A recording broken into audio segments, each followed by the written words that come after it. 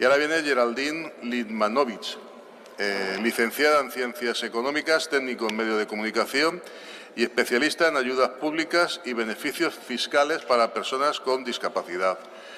Gestiona eventos y actividades relacionadas con la crianza típica y atípica. Autora del blog Criando 24/7, en el cual recomiendo que lo visitéis, porque es fantástico. Premio Maldesfera a Mejor Blog del Año y finalista en los premios 20 Minutos de Crianza y Conciliación. Colaboradora de otras bitácoras, coordinadora en la primera guía de ictus infantil en español, mujer diagnosticada de autismo y madre de 2 niños, uno de ellos diagnosticado de ictus infantil, parálisis cerebral, hemiparexia y autismo. Geraldine, adelante. Buenos días. Muchas gracias a DGENES por invitarme a participar en este congreso. Normalmente cuando me llaman a algún evento vengo a hablar de recursos públicos que podemos hacer las familias para acceder a todos los derechos que nos corresponden a nosotros y a nuestros hijos o a nuestros familiares que cursan con alguna discapacidad. Pero dado que en la mesa compartíamos con trabajo social, yo voy a hablar qué pasa con lo de cuidar al cuidador. Y voy a decir las cuidadoras. ¿Por qué las cuidadoras? Tenemos estadísticas muy claras. Se estima que en España somos 6 millones de personas cuidadoras no profesionales, de las cuales casi el 90% somos mujeres. No voy a entrar en por qué pasa esto, porque tengo menos tiempo del que antes esperaba tener, pero sí es importante saber que también de estas cuidadoras, el 85% convivimos con ansiedad, depresión, las dos cosas, por momentos sí, por momentos no, ¿vale? ¿Y qué es un cuidador no profesional, una cuidadora no profesional? Primero es un acto de amor, incondicional. Cuidamos, amamos a las personas que estamos cuidando. A veces es una decisión formada, decidida, ¿no? Yo quiero cuidar, a veces no tengo otra opción, soy la única que puede cuidar. Y es una responsabilidad 24/7, como el nombre que le he puesto a mi blog, Criando 24/7, porque mi crianza típica y atípica es incondicional. Y dura las 24 horas del día, los 365 días del año. ¿Y qué roles asume una cuidadora? Tiene que atender y aparte aprender todos los días del año, cada minuto, de las patologías de su hijo, de la persona a la que cuida, de su pareja, de su padre, a quien cuide. Aquí creo que la mayoría cuidamos a nuestros hijos. Tenemos que ocuparnos de las gestiones burocráticas y las luchas administrativas, que no son fáciles. Igual hay muchos derechos que nos corresponden, a los que cumplimos los requisitos, pero igual nos toca lucharlos, incluso en vía judicial. Nos toca tomar decisiones en soledad, en la mayoría de los casos. Hacer la logística y la continuidad de la atención médica y terapéutica, no solamente ir a las 4.000 visitas que tenemos en cada especialidad, en diferentes hospitales, cerca o lejos de casa, es darle continuidad, implicarnos en esos cuidados, aprender de los profesionales que atienden a nuestros hijos para poder en el día a día, en la acción cotidiana, en cada actividad básica de la vida diaria, poder seguir estimulándolos. Y aparte tenemos que asumir, porque esto va por defecto, uno deja de trabajar o trabaja menos, o nos invitan a irnos del trabajo, que no siempre es que nos tenemos que reducir la jornada, muchas veces es que no hay manera de conciliar y no hay manera que el mercado laboral admita a un trabajador que va a faltar continuamente, porque tiene que ir a citas. Tenemos que asumir también las responsabilidades de las tareas del hogar, el cuidado de otros hijos o de otras personas dependientes, de mis padres. Cambia nuestra vida de manera transversal. En este congreso se habla del paciente, de investigación, de la clínica, de humanizar, de un montón de cosas. Obviamente el protagonista es la persona que tiene el diagnóstico, pero el cuidador es una figura invisible en todos los niveles. Esperemos que cada vez menos, ¿no? Antes hablaban de humanización y yo hoy esa diapositiva me la voy a saltar porque creo que no es necesaria. Pero yo cuido desde el privilegio. Todas cuidamos, tenemos diferentes patologías en casa, diferentes frentes, pero no todo el mundo que es cuidador cuida en el mismo contexto, con los mismos recursos. Mis hijos no tienen diagnósticos que se consideren enfermedades ni poco frecuentes. Ahí ya tengo mi primer privilegio. Sé qué diagnósticos tienen. Son diagnósticos en los que hay investigación, en los que hay evidencia científica, en los que no hay un riesgo vital. Yo no estoy todos los días pensando que mi hijo se puede morir. Ese es un privilegio enorme. tengo recursos. Tuve la suerte de tener una educación, de tener un nivel cultural, un nivel profesional y una situación económica que me permitió acompañar esos cuidados y poder proveerlos. No todo el mundo tiene esos privilegios. Hay familias que son analfabetas y se encuentran con un diagnóstico. Hay familias que viven en el medio de un pueblo, en la nada, que no tienen hospitales cercanos. Hay familias que están en una situación de vulnerabilidad económica tan grande que no llegan a final de mes para comer. ¿Qué terapias van a pagar? ¿Qué psicólogo se va a pagar el cuidador para autocuidarse? Y luego tenemos los contextos, que pueden ser facilitadores o no, que es lo que decía, ¿no? No tengo otras causas de vulnerabilidad. Yo soy migrante, se me nota, ¿no?, en el acento, pero no soy una migrante forzada. Yo he elegido irme de mi país, tenía ganas de venir a vivir a España y vine con una situación de confort. No es lo mismo llegar con una mano adelante y una atrás, no es lo mismo estar en una situación de monoparentalidad, de violencia de género, de exclusión por pertenecer a cualquier colectivo minoritario, que se solapa con el diagnóstico, con los cuidados. Y el tema geográfico, que ya no es una cuestión de en España tenemos recursos públicos, asistenciales, económicos, educativos, nacionales y autonómicos, y muchos nacionales de gestión autonómica. Entonces depende de dónde vivimos, a qué podemos acceder. No estamos en las mismas circunstancias las cuidadoras ni la familia, ¿no?, a nivel global. Y entonces, ¿yo qué hago desde Criando 24/7? Mi blog nació primero como un poco de catarsis, ¿no? O sea, necesitaba soltar, porque soy argentina, autista y monologuista. Necesitaba soltar todo lo que me estaba pasando adentro desde mi lugar de madre. No desde lo que vivían mis hijos, desde lo que vivía yo como madre, teniendo que haber pasado de tener una vida profesional, con un puesto de trabajo en una empresa, viajando por el mundo, teniendo una serie de privilegios, vuelvo a la palabra esta, a encontrarme en que de repente me transformé en cuidadora, madre 24/7, ama de casa. Yo nunca me había visto en mi vida imaginándome ocupándome del hogar. Mi vida era trabajar fuera de casa. Bueno, yo desde mi lugar de privilegio y desde esta hiperempatía también dije, ¿qué puedo hacer yo para ayudar al que viene detrás? Unos pasos detrás, no unos pasos detrás que llegó más tarde al diagnóstico que yo, que a lo mejor pues tiene menos recursos que yo y viene unos pasos detrás. ¿En qué le puedo facilitar? Bueno, voy a divulgar sobre los diagnósticos que tenemos y que no hay información. Por ejemplo, en la Mi Paresia no había información en español cuando yo creé mi blog. Fue el primer contenido que había en español sobre ese tipo de parálisis cerebral, contando un poco mi experiencia, compartiendo recursos, con qué hacemos en el día a día para estimular diferentes áreas del desarrollo, pero también facilitar a las familias, desde cualquier nivel cultural, cómo poder acceder a los recursos públicos que existen, que están disponibles en España, con qué requisitos, cómo se gestionan, cómo hacer valer sus derechos. También participo a través de diferentes asociaciones en un servicio de acompañamiento gratuito cuando una familia recibe el diagnóstico para pues darle ese lugar de madre a madre de, mira, tranquila, el primer maremoto es el más fuerte, pero venga, a ver, ¿qué decisiones hay que tomar? ¿Cómo te puedo ayudar? ¿A qué médicos te puedo derivar? ¿Te puedo contactar con otra familia que tenga un caso similar? Bueno, hacer un poco de puente. Colaboro con asociaciones, fundaciones, con universidades, porque me parece importante no solamente acompañar a las familias, desde luego, y a las cuidadoras. Los profesionales también necesitan involucrarse. No involucrarse solamente a nivel sanitario, sino también los necesitamos. Por ejemplo, para acceder a recursos públicos, el informe que me da a mí, un especialista, que me da a mí como madre, no es el mismo que necesito que me dé para presentar, por ejemplo, en una valoración de discapacidad o de dependencia. No es el mismo. Yo necesito que ese profesional, cuando yo le diga, necesito un informe para la valoración de dependencia, sepa lo que me tiene que dar. Como muchas veces no se sabe, formo a los profesionales para que puedan elaborar esos informes y facilitarle a las familias esos procesos de valoración. Y de forma natural, mi vida profesional se reinventó, porque yo tenía que poder conciliar esos cuidados con mi actividad profesional. Entonces, pues me hice autónoma, la panacea española, y empecé a dar asesorías y formaciones a quienes lo necesitaran.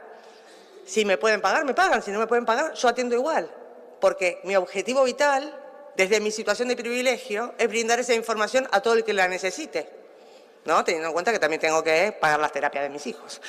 Pero, bueno, dentro de mis posibilidades, hago esto a través de un proyecto solidario, que no es una asociación, es un proyecto que me inventé yo, donde recaudo lo que puedo, colaboro con otros profesionales que pueden asesorar a las familias y donde pretendo que cualquiera que me escriba, a través de mis redes, a través del blog, porque le pasaron mi WhatsApp, lo que sea, tenga una respuesta. La mejor respuesta que le pueda dar. Y si no lo sé, intentaré buscarle una fuente que le pueda dar esa información. Bueno, eso hago yo. Esto me permite a mí cuidarme, porque la adrenalina que me genera a mí el poder ayudar, cada uno no tiene las cosas que le hacen bien. A mí me hace bien poder ayudar. Entonces, por un lado, para mí, aunque esté dentro del mismo ámbito en el que yo convivo, el mundo de la discapacidad, hacerlo por otras personas y facilitarles el camino, a mí me da impulso, me da energía también para cargar con mi propia experiencia vital. Bueno, yo creo que cada uno tiene que hacer lo que pueda. Yo en eso también ayudo a las cuidadoras, porque les doy herramientas, porque las empodero, porque les enseño a gestionar las cosas que tienen que gestionar. Pero es que las cuidadoras somos invisibles. Invisibles a todo nivel. No estamos remuneradas. Sí, está muy bien. Tenemos el convenio especial de la Seguridad Social para cuidadoras no profesionales de personas dependientes que tengan la prestación económica por cuidados en el entorno familiar. Y cotizan por mí. Vale, genial. Me encanta que me coticen para que cuando me jubile, si llego, tenga una jubilación, perdón, yo voy a saltarme todos los protocolos que tenéis en el Congreso. Una jubilación de mierda, con la que no me voy a poder ni sostener yo y mucho menos sostener a mis hijos, a los que voy a tener que seguir manteniendo y pagándoles las terapias. Yo lo que quiero es una remuneración, porque estoy cubriendo una labor que debería estar cubierta por la sanidad, con un cuidador profesional. Esa labor la estoy cubriendo yo. ¿Por qué no tengo una remuneración? Por un lado, excepto en estos casos. Ella nombró la CUME o el permiso retribuido del EBEP para funcionarios, me da igual. Eso también es una situación de privilegio. Solamente puedo reducirme la jornada y solicitar la prestación, cobrar, si tengo un trabajo. Si hay otro progenitor, también está trabajando y cotizando. Y si la mutua colaboradora, que es un ente privado que está resolviendo y gestionando las solicitudes de CUME, que es una prestación de la Seguridad Social, le da la gana. Si vosotros supierais la cantidad de reclamaciones previas que realizo al año por denegaciones de CUME en casos de tetraplegias, epilepsias no controladas farmacológicamente, enfermedades raras, porque claro, como no saben lo que es, una bronquiolitis obliterante. Ah, no, es bronquiolitis, no es una enfermedad grave. No, perdona. Primero léete de qué trata todo esto, ¿no? Entonces, estamos en las manos de, sí, tenemos una opción de estar remuneradas, es decir, de no perder los ingresos por reducirnos la jornada, pero eso también tiene una edad de caducidad. Cuando mi hijo cumple 23, o si al cumplir los 23 tiene el 65% más de discapacidad, la podré extender hasta los 26 años de mi hijo. ¿Y qué hacemos después? ¿Cómo lo cuidamos? Porque cuando mi hijo tenga 26, ¿yo qué edad voy a tener? ¿Qué esfuerzo me va a suponer a mí cuidarle? No el mismo que me supone ahora con 50, que ya soy grande, que los he tenido muy mayor, a mis hijos. Vale. Socialmente se asume que debemos cuidar. Y aparte estar agradecidas. ¿Qué suerte tienes que te puedes quedar en casa con el niño? ¿Qué suerte tengo? Claro, yo me considero afortunada de poder cuidar a mi hijo, de ser yo quien lo cuida. Pero suerte, bueno, en fin. Y cuando no se nos escucha, ni a nivel sanitario, terapéutico, educativo, laboral, no os olvidéis que en cada campo que atiende a la persona con el diagnóstico o con los diagnósticos, hay especialistas en cachitos. El especialista en la genética, el especialista neurológico, el especialista en fisioterapia, el especialista en terapia ocupacional. Pero la experta en mi hijo soy yo.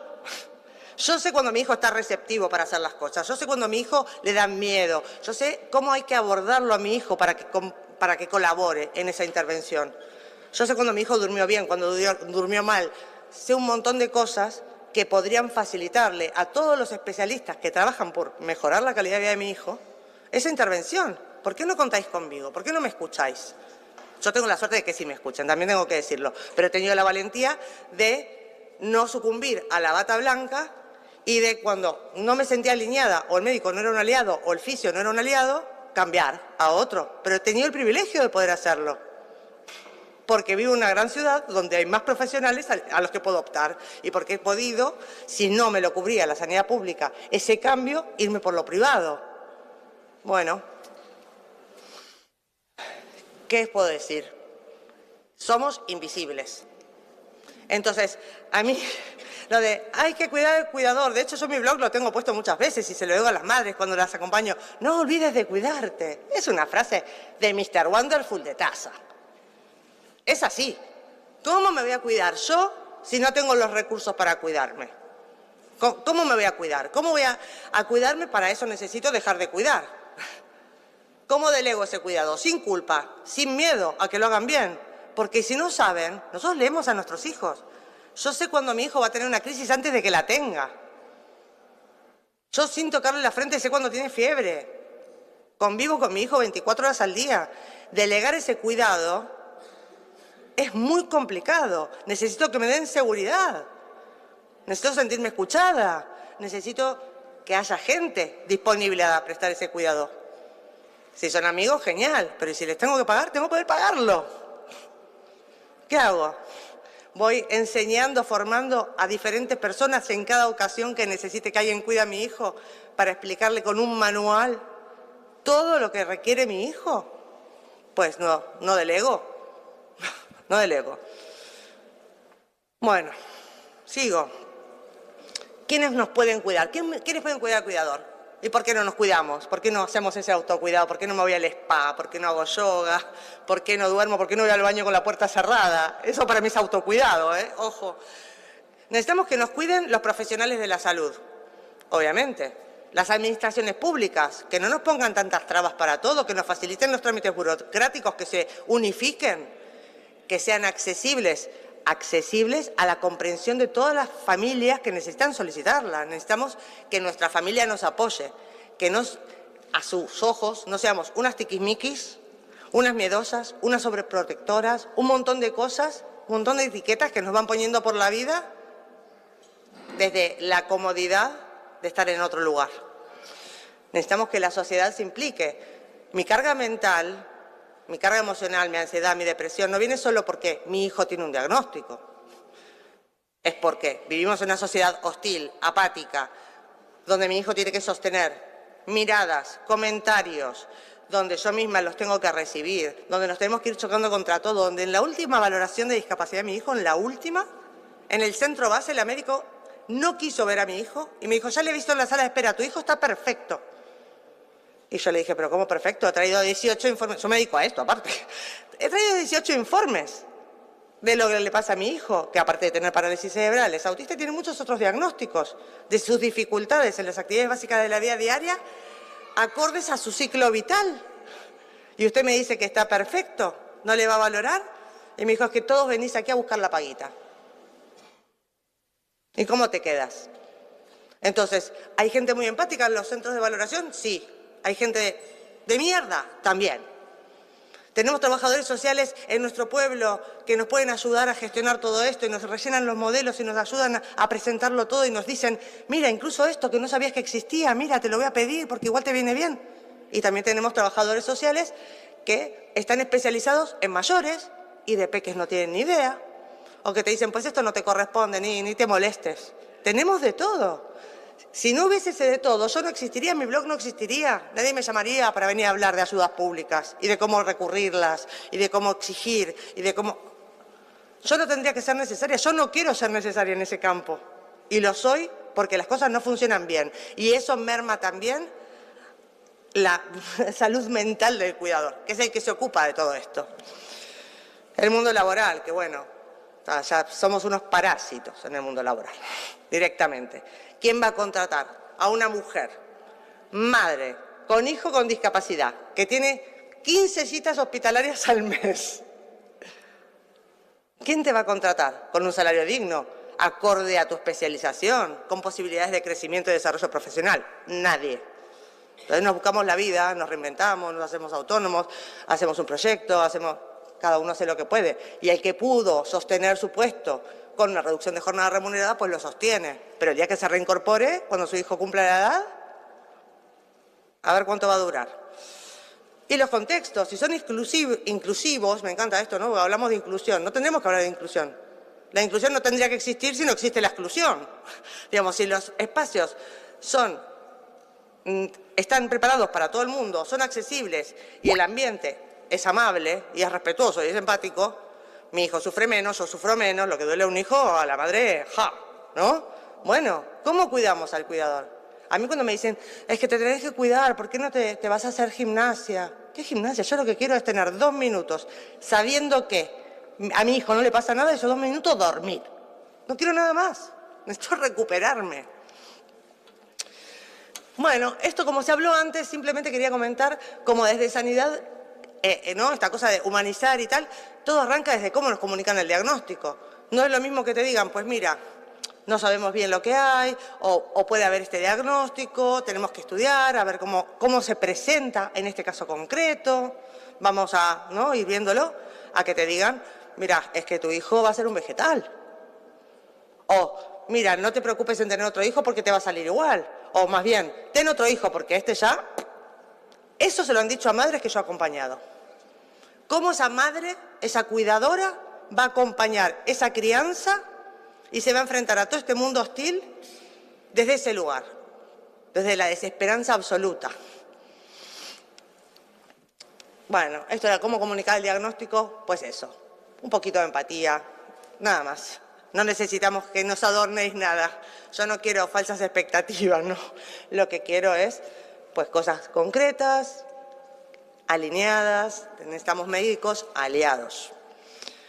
Necesitamos que se reconozca esta labor de las cuidadoras por parte de los profesionales implicados y de las administraciones, de los terapeutas. No esto de, tu hijo va a entrar a fisio, tú te quedas fuera, porque si estás dentro el niño llora y no participa y no colabora, no perdona. Yo tengo que aprender, porque 1, 2 o 15 sesiones a la semana de terapia de mi hijo no le van a cambiar el pronóstico. Le van a cambiar el pronóstico si yo, en las actividades cotidianas, en mi casa y en todos los contextos naturales de mi hijo, aprendo de ti y hago todo lo necesario para que se estimule de forma natural. Le cambio la forma de la silla, le cambio no sé qué, le hago más ancho un cubierto, procuro hacer un estiramiento. O sea, hay un montón de cosas que podemos hacer en el día a día, pero tengo que aprender del profesional. Si el profesional me cierra la puerta, no puedo ocuparme de eso.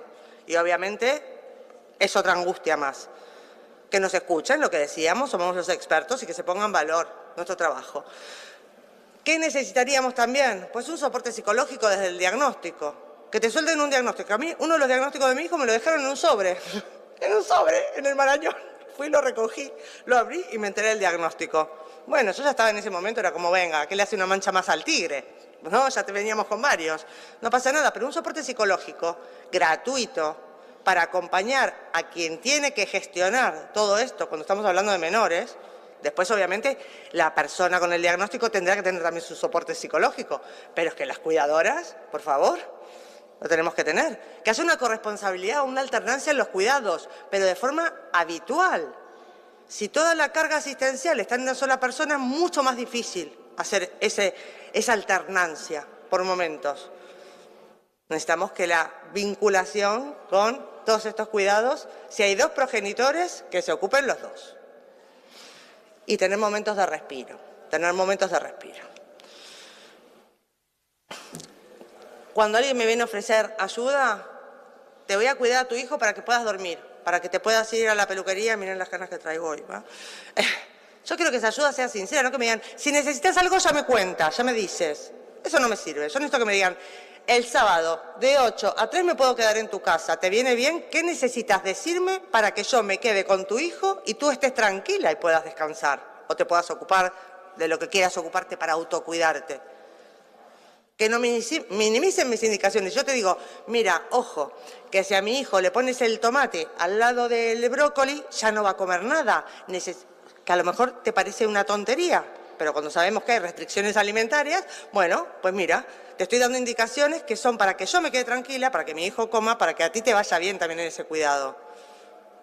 Y necesito que me brindes seguridad, a lo mejor que de vez en cuando me mandes pues un WhatsApp, una foto, mira qué bien, ha comido, no sé qué. Y entonces yo pues retomo el sueño y puedo dormir profundamente. O me puedo quedar tranquila mientras en la peluquería se tiran 15 horas en teñir toda esta melena. Bueno, autocuidarse, lo habían dicho por ahí, también es hacer tribu. Y para eso las asociaciones, aparte de todos los demás fines que tienen, como divulgación, congresos, un punto de encuentro, es encontrar a otras cuidadoras que podemos estar cuidando casos similares o no, pero compartimos frentes comunes.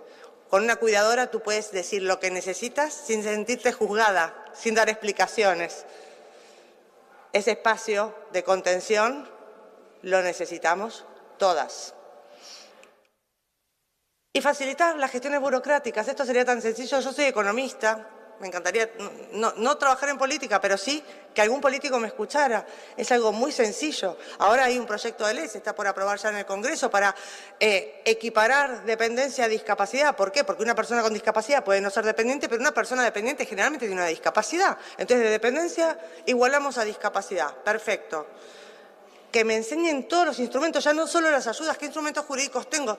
¿Cuál es una de las mayores preocupaciones que tenemos las familias cuando tenemos un hijo con discapacidad? ¿Qué va a ser de mi hijo cuando yo no esté? Hay una figura jurídica, un instrumento, el patrimonio protegido para personas con discapacidad, donde nosotros podemos ir generando un ahorro para el futuro, para nuestro hijo y para que él se aproveche de nuestro hijo con el patrimonio que les hemos dejado. ¿Por qué de esto no se habla? ¿Por qué de esto no se explica? Tenemos muchas medidas y herramientas que nos pueden ser útiles. En mi blog están todas, publicadas de forma gratuita y explicadas de la forma más clara que he podido. Y si tenéis dudas cuando lo leéis, me escribís y yo respondo. Y el desarrollo profesional, pues eso. Si los cuidados no se alternan, el desarrollo profesional del que cuida sucumbe. Entonces después, esa situación de vulnerabilidad, en el momento a lo mejor no lo notamos porque decimos, hagamos equipo, venga, tú trabaja, eres el proveedor económico. Es un peso muy grande, es el proveedor económico de una familia que se ha empobrecido. No hay familia que no se empobrezca con la discapacidad, hay un doble empobrecimiento. Ganamos menos y gastamos más. Venga, uno se ocupa de traer, de proveer, y el otro de cuidar. Vale, ¿y si me separo? ¿Yo en qué situación me quedo? Hay muchas situaciones que ponen a la cuidadora en extrema vulnerabilidad y eso no se ve. Conozco muchísimos casos de separaciones donde un progenitor pasa 300 euros por mes de manutención para un menor que requiere terapias que ya sabemos que la atención temprana a los 6 años se curan todos. En algunas comunidades se curan a los 3. Tenemos que pagarlo todo. 300 euros por mes, toma, manutención, te has dedicado a cuidar, no te puedes reincorporar al mundo laboral, o si te reincorporas a un trabajo precario y seguramente incompatible con esos cuidados. Entonces, no nos digan más, se acabó. No nos digáis a las cuidadoras que nos tenemos que cuidar. Hacer lo que podáis, lo que esté en vuestras manos para ayudarnos, a cuidarnos. Y hasta aquí mi intervención. Muchas gracias.